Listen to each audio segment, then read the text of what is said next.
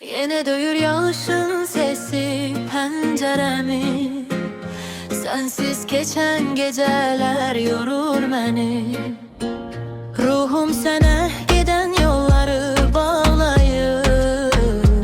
Yüreğim senin yolunda ağlayır.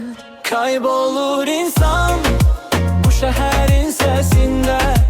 Yalnızlık gizlenir herkesin içinde.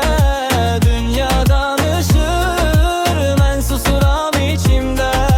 Herkes bir yaradır, sarılmak istediğim yüreğimde. Gözlerin beni görmez, içimdeki sevgin sönmez.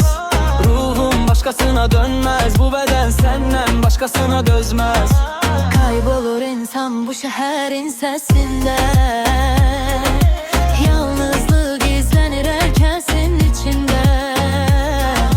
Dünyadan ışırım en susuram içimde. Herkes bir yaradır, sarılmak istediğim yüreğimde.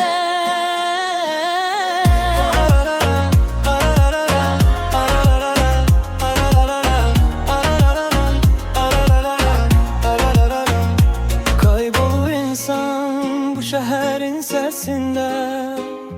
Yalnızlık gizlenir herkesin içinde.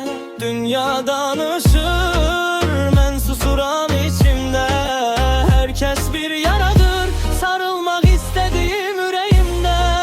Kaybolur insan bu şehrin sesinde. Yalnızlık gizlenir herkesin içinde. Dünyadan ışır, ben susuram içimde. Herkes bir yaradır, sarılmak istediğim yüreğimde.